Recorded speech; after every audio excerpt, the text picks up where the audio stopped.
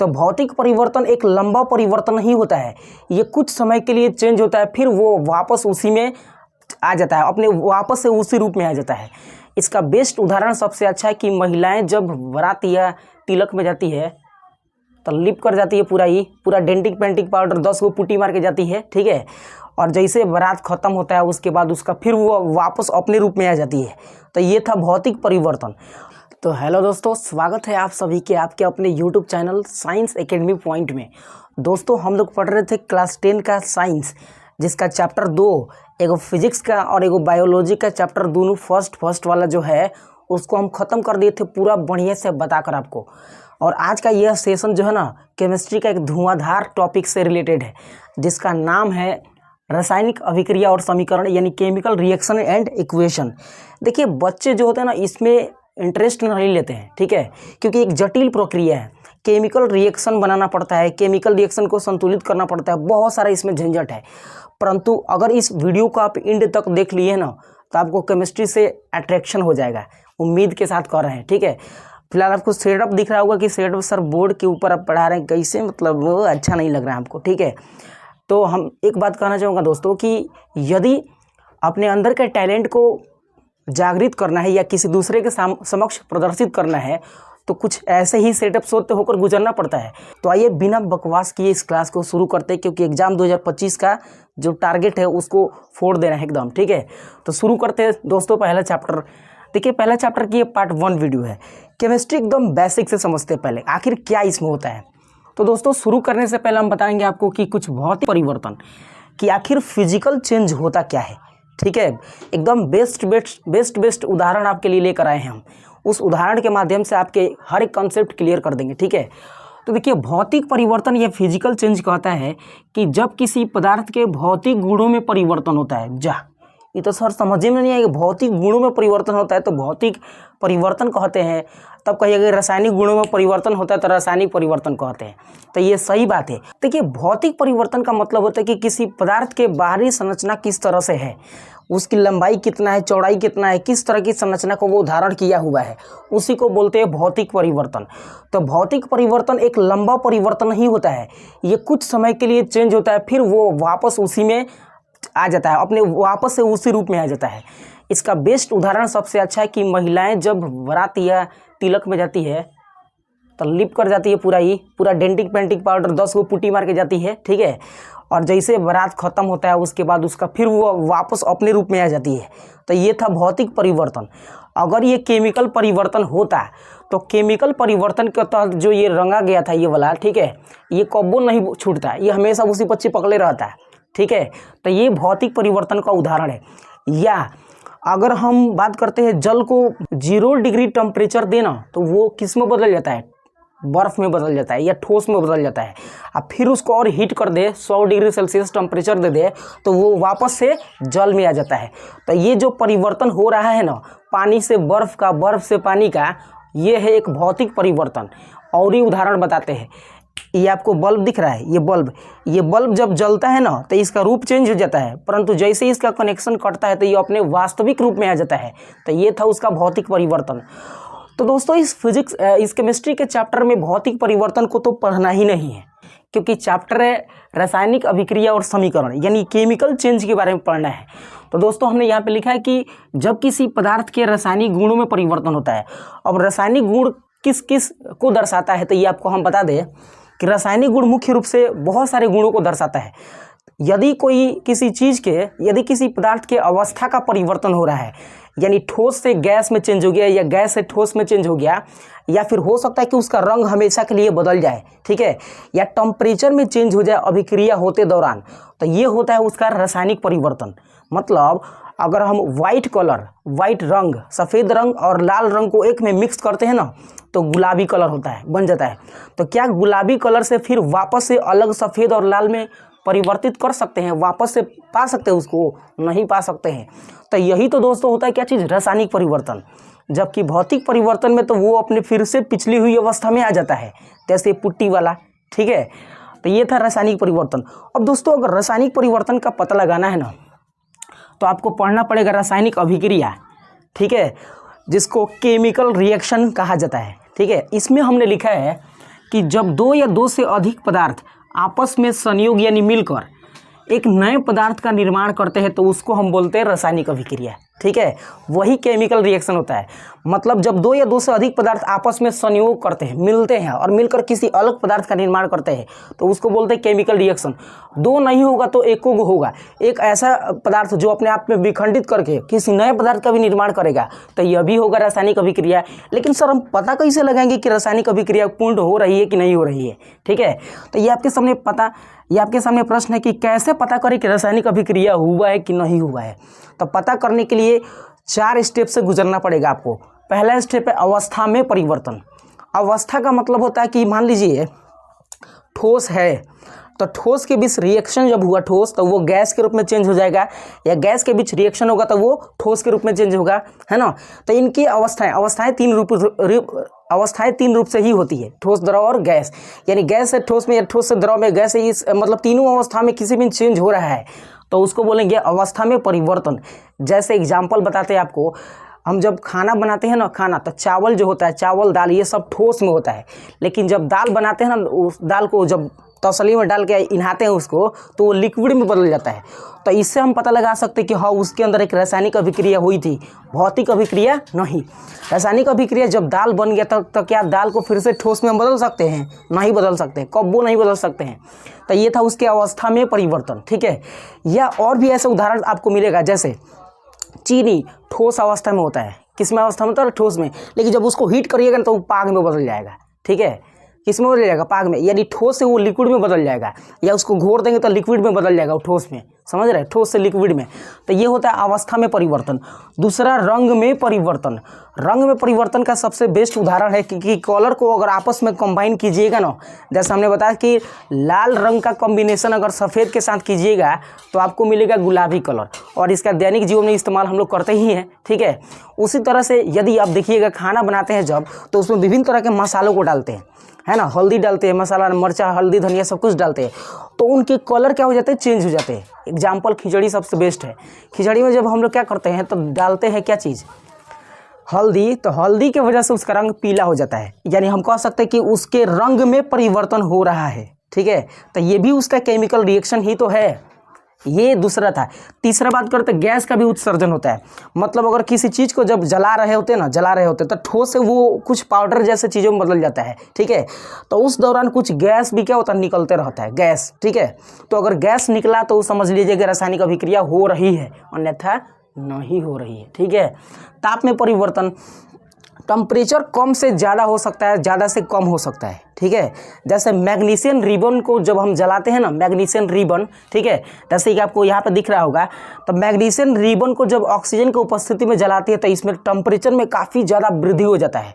और टेम्परेचर में काफ़ी ज़्यादा जब वृद्धि हो जाता है ना, तो इसको नंगी आँखों से, मतलब बिना किसी चश्मा के द्वारा अगर देखिएगा ना तो आपका आँखें खराब हो सकता है। ठीक है, क्योंकि उसमें टेम्परेचर इतना ना ज़्यादा हाईली हो जाता है कि डायरेक्ट आप आँख से नहीं देख सकते हैं। ठीक है, तो मैग्नीशियम रिबन के बारे में और भी अच्छे से जानकारी आपको बताएंगे, फिलहाल इतना आप समझिएगा। ठीक है, तो एक बात तो कन्फर्म हुआ कि जब भी रिएक्शन होगा तो टेम्परेचर बढ़ेगा। ठीक है, बिना टेम्परेचर बढ़ने का कोई सवाल ही नहीं उठता है। ठीक है, या तो कम उठेगा, टेम्परेचर कम नहीं तो ज़्यादा होगा तो होगा ही होगा। ठीक है, ये गैस का उत्सर्जन, ताप में परिवर्तन, इन सब के आधार पर हम बोलेंगे कि किसी न किसी पदार्थ के अंदर केमिकल रिएक्शन हुआ है। अन्यथा अगर इन अवस्थाओं में परिवर्तन नहीं हुआ तो समझिएगा भौतिक परिवर्तन है, वो दिखावा है। ठीक है, उससे बची कर रहिएगा, दिखावा है, इससे बच कर रहना है। क्योंकि केमिकल चेंज जब होगा तो वो सीधे चपकले रह जाएगा और उसके बाद से दिन भर घूमते रहेगा गाँव में, हाँ फलाना आदमी का मुँह लाल लाल हो गया है। ठीक है, तो इस तरह से आप समझ सकते हैं कि हाँ केमिकल रिएक्शन या रासायनिक अभिक्रिया उस चीज़ के अंदर हुआ है। अब बात करते हैं दोस्तों कि आखिर इन रासायनिक अभिक्रिया को हम लिखेंगे कैसे। सबसे बड़ा बात कि इन रासायनिक अभिक्रिया को लिखेंगे कैसे, कैसे हम केमिकल इक्वेशन बनाएंगे, रासायनिक समीकरण बनाएंगे। क्योंकि रासायनिक समीकरण को एग्जाम में एग्जामिनर समझता कि लड़का इसमें फंस जाएगा, देंगे क्वेश्चन इसको दबा के। तो अगर केमिकल इक्वेशन बनाना है ना तो आपको सबसे पहले उसके कुछ कॉन्सेप्ट को समझना पड़ेगा। तो सबसे पहले वैज्ञानिकों के सामने ये प्रश्न आया कि आखिर केमिकल रिएक्शन तो हो रहा है, परंतु इसका इक्वेशन कैसे बनाया जाए, क्योंकि बहुत सारे तत्वों का नाम एकदम बड़ा बड़ा होता है, बहुत बड़ा बड़ा। तो प्रारंभिक में जितने वैज्ञानिक थे, जैसे लेवोजियर, केमिस्ट्री के पापा कौन है, तो लेवोजियर है, तो उन्होंने सबसे पहले बताया कि अगर किसी केमिकल इक्वेशन को लिखना है तो उसमें बहुत सी चीज़ों को ज्ञान रखना जरूरी होता है, ठीक है। तो यहाँ पे उन्होंने सबसे पहले शब्द समीकरण दिया। शब्द समीकरण का मतलब कि जो उस पदार्थ का नाम है, जितने पदार्थ अभिक्रिया में भाग ले रहे हैं उनका नाम डायरेक्ट लिख दिया जाएगा और उनके बीच कुछ ना कुछ सिंबल का भी इस्तेमाल किया जाएगा, तो वही है शब्द समीकरण। जैसे हमने इसमें लिखा है कि एक से अधिक अभिकारकों और उत्पादों के बीच धनात्मक का चिन्ह दिया जाता है। अब कहिएगा सर ये अभिकारक और ये उत्पाद क्या होता है, ठीक है। तो अभिकारक और उत्पाद कोई ज़्यादा बड़ा चीज़ नहीं है, पीएचडी का कोर्स करने वाला दो चीज़ नहीं है। अभिकारक का मतलब कि जो अभिक्रिया में भाग लेने वाले हैं, ठीक है। जैसे आपने कुछ ऐसे जनरल सा शब्द सुना होगा, ठीक है, सोडियम क्लोराइड, या छोड़ दीजिए उसको हटाइए, साइड कीजिए। अभिकारक का मतलब होता है, जैसे मान लीजिए कि हम कुछ खिचड़ी बनाने वाले हैं, तो खिचड़ी हो गया उत्पाद का नाम। लेकिन खिचड़ी बनाने में जिन जिन पदार्थों का हम इस्तेमाल कर रहे हैं, जैसे हल्दी, नमक, तेल, मसाला, जो भी चीज़ डाल रहे हैं, आलू वगैरह, हो सकता है कि कुछ और ही डाल दें, तो खिचड़ी बनाने में जिन जिन चीज़ों का इस्तेमाल हम कर रहे हैं वही सभी चीज़ अभिकारक कहलाएंगे। क्या कहलाएंगे? अभिकारक। लेकिन सब मिक्स करने के बाद जब उसका अवस्था, रूप, रंग, तापमान सब चेंज होगा तो फाइनली जो प्राप्त होगा ना, प्राप्त खिचड़ी, उसको बोलेंगे उत्पाद। क्या बोलेंगे? उत्पाद। प्रोडक्ट बोलेंगे उसको, प्रोडक्ट, ठीक है। या यूँ समझ सकते हैं कि हम अपने पेरेंट्स के क्या है, प्रोडक्ट है, ठीक है। क्या है? प्रोडक्ट। और पेरेंट्स दोनों हमारे क्या है, तो अभिकारक है, क्योंकि उनके बीच रिएक्शन हुआ और हमारी उत्पत्ति हुई, ठीक है। ये सबसे बेस्ट उदाहरण है। आपका भी प्रोडक्ट कभी ना कभी भविष्य में आएगा, क्योंकि आप सिंगल है। अभी जब आपका रजिस्ट्रेशन होगा ना, रजिस्ट्रेशन का मतलब ये, रजिस्ट्रेशन होगा उसके बाद से आपका प्रोडक्ट आना शुरू होगा। यानी अभिक्रिया में भाग लेने वाले जो पदार्थ होते हैं उनको अभिकारक बोलते हैं, और अभिक्रिया के बाद जो पदार्थ बनता है उसको प्रोडक्ट बोलते हैं, ठीक है, या उत्पाद बोलते हैं। तो शब्द समीकरण में लेवोजियर साहब ने बोला था कि एक से अधिक अभिकारकों और उत्पादों के बीच धनात्मक का चिन्ह दिया जाएगा। मतलब ध्यान से सुनिएगा, यहाँ पे दो चीज़ें हमने लिया है, ठीक है। एक सोडियम है, सोडियम एक तत्व है, क्लोराइड भी एक तत्व है, क्लोरीन का एक क्या है, पार्ट्स है, ठीक है।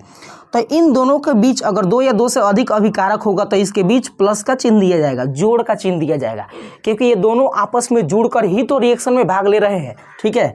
तो याद रखिएगा ये, तो दो से अधिक हो तो उसके बीच प्लस का चिन्ह दिया जाएगा। ये बोला गया था शब्द समीकरण के आधार पर, ठीक है।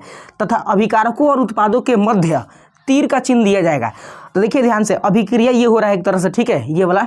अब इस अभिक्रिया में सोडियम क्लोराइड भाग ले रहे हैं, तो इन दोनों को हम बोलेंगे अभिकारक, ठीक है। तो इसके बाद यहाँ ये हो गया। अब देखिए अभिक्रिया में भाग लेने वाले ये हो गए। अभिक्रिया जब होगा ना तो इससे बनेगा सोडियम क्लोराइड, ठीक है। तो सोडियम क्लोराइड बना, जो ये वाला बन गया अभिक्रिया के बाद, ये है हमारा उत्पाद।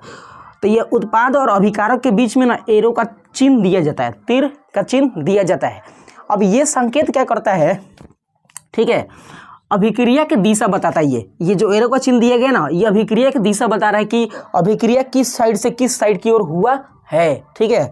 तो जाहिर सी बात है कि ये दोनों रिएक्शन किए हैं तो अभिक्रिया ही साइड होगा, ठीक है। तो इन दोनों का रिएक्शन करने के बाद जिस साइड अभिक्रिया हुआ उसी साइड हम तीर के चिन्ह का नोक कर देते हैं, ठीक है। ये हमको संकेत देता है।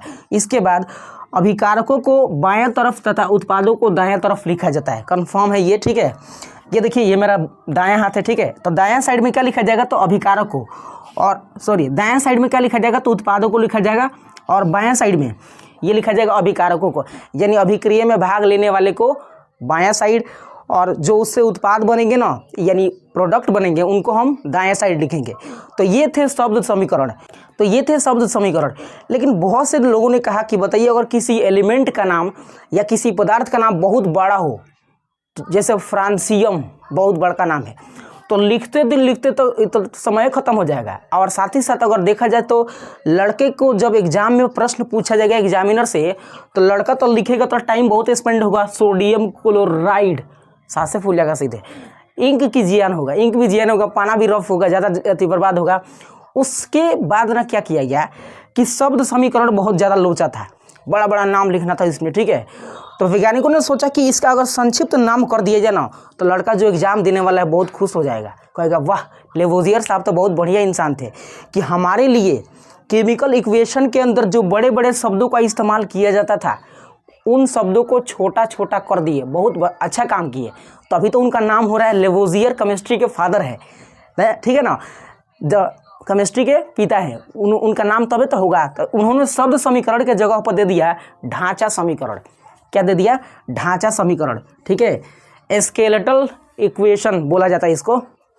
ये कुछ नहीं है, रासायनिक तत्वों के संकेत के आधार पर जो समीकरण का निर्माण करते हैं ना तो उसको बोलते हैं ढांचा समीकरण। क्या बोलते हैं? ढांचा, ठीक है। अब सोडियम का संकेत और क्लोराइड का संकेत इस्तेमाल करके उसके बाद रिएक्शन कराएंगे तो काफ़ी छोटा रिएक्शन, काफ़ी कम टाइम में हमको लिखने में, मतलब टाइम ज़्यादा वेस्ट नहीं करना पड़ेगा, ठीक है। तो सोडियम का संकेत तो Na होता है, सही बात है, और Na एक धनात्मक आयन वाला तत्व है, ठीक है। Na एक पॉजिटिव आयन वाला क्या है? तत्व है। और क्लोराइड का Cl2 होता है जिसके ऊपर ऋणात्मक चार्ज होता है, ठीक है। तो ये वो दोनों तत्व का संकेत है, शॉर्ट फॉर्म बोलते हैं ना जी। जैसे आप अभी कहीं जाते होंगे मेले में तो अपने नाम का लेटर का V चाहे A कुछ भी लेकर खरीद कर लटका लेते होंगे, ठीक है। तो ये सोडियम का नाम है, छोटा सा संकेत में, ठीक है। इनके बीच रिएक्शन कराएंगे तो अब देखिए ना कितना आसान हो गया। सोडियम बोल रहे थे उस समय, क्लोराइड बोल रहे थे, अब डायरेक्ट बोलेंगे Na, खत्म, सोडियम, क्लोराइड Cl, खत्म। कितना शॉर्ट नाम हो गया। तो शॉर्ट नाम के थ्रू जो जब रासायनिक अभिक्रिया के समीकरण को दर्शाते हैं ना तो उसको हम बोल देते हैं ढांचा समीकरण। क्या बोलते हैं? ढांचा समीकरण। अब देखिए इसी चीज़ को हमने यहाँ पे लिखा है, Na प्लस का चार्ज होता है प्लस, ये अब देखिए ये दोनों के दोनों क्या अभिकारक होते हैं, इनके बीच प्लस का चिन्ह दिया जाता है। क्लोराइड Cl2 माइनस चार्ज है, इन दोनों में रिएक्शन होगा तो इस दिशा में होगा तो एरो का चिन्ह दिया गया है, और रिएक्शन होने के बाद NaCl यानी साधारण नमक का निर्माण होता है, सही बात है, ठीक है। कितना आसान हो गया। अब देखिए यहाँ पे मैग्नीशियम बहुत बड़ा शब्द हो गया, ठीक है।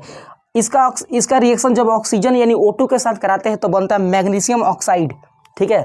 अब मैग्नीशियम रिबन है एक तरह से, मैग्नीशियम रिबन जो होता है ना उसके ऊपर ऑक्सीजन का कुछ लेयर चढ़ जाता है, ठीक है, जिसको जलाने में काफ़ी कठिनाई होती है, जिस वजह से उसको सैंड पेपर, देखिए आप सैंड पेपर दिख रहे हैं, ये वाला सैंड पेपर से लेकर आप मैग्नीशियम रिबन को ऐसे घिसते हैं, रगड़ देते हैं तो जो ऑक्सीजन का लेयर चढ़ा रहता है वो छूट जाता है और उसके बाद वो आसानी से जलना शुरू हो जाता है। तो आपसे कभी कभी प्रश्न पूछा जाता है एग्जाम में कि बताओ बाबू मैग्नीशियम रिबन को जलाने से पहले उसको रेगमाल से रगड़ा क्यों जाता है? तो क्योंकि उस पर ऑक्सीजन का लेयर था जिस वजह से जल जाएगा, ऐसा नहीं जलेगा, जल जाएगा, लेकिन टेम्परेचर को काफ़ी इंक्रीज़ करना पड़ेगा। तो क्या जरूरी है टेम्परेचर को उतना इंक्रीज़ करना? उससे अच्छा कि रेत माल से रगड़ के उसको छोड़ा के एकदम, और तब दराई एकदम ज़बरदस्त जलना शुरू हो जाएगा। तो यही रीज़न है कि मैग्नीशियम के रिबन जो होता है उसको रगड़ा जाता है पहले, तब जलाया जाता है, ठीक है। तो ये काफ़ी लॉन्गेस्ट टर्म्स में दिख रहा है, magnesium plus oxygen equals to magnesium oxide, लंबा है, और शॉर्टकट में Mg प्लस O2 MgO बनेगा। Mg plus O2 equal to कब बनेगा? MgO, यानी मैग्नीशियम का मैग्नीशियम का रिएक्शन जब ऑक्सीजन के साथ करेंगे तो क्या बनेगा? Magnesium oxide. अरे मैग्नीशियम को जब जलाएंगे ना तो उसका जो पाउडर है ना, पाउडर, वही पाउडर को बोलते हैं मैग्नीशियम ऑक्साइड, ठीक है। तो यहाँ तक की कहानी आपको समझ में आनी कि नहीं आनी कमेंट करके जल्दी से बतानी। ये पार्ट 1 वीडियो था, इस वीडियो को यहीं पे एंड करेंगे। हमने कहा था ना कि आपको टैलेंट देखिए किस तरह से हमने क्या समझाया, आपको कितना समझ में आया कमेंट सेक्शन में ज़रूर रिप्लाई कीजिएगा। और पार्ट 2 में हम रासायनिक अभिक्रिया के जितने भी प्रकार है, ठीक है, विस्थापन अभिक्रिया, उदासीनीकरण अभिक्रिया, सबका उदाहरण के साथ आपको सीधे दिमाग में सेट किया जाएगा, ठीक है। तो मिलते हैं दूसरे वीडियो में, तब तक लिए बाय बाय।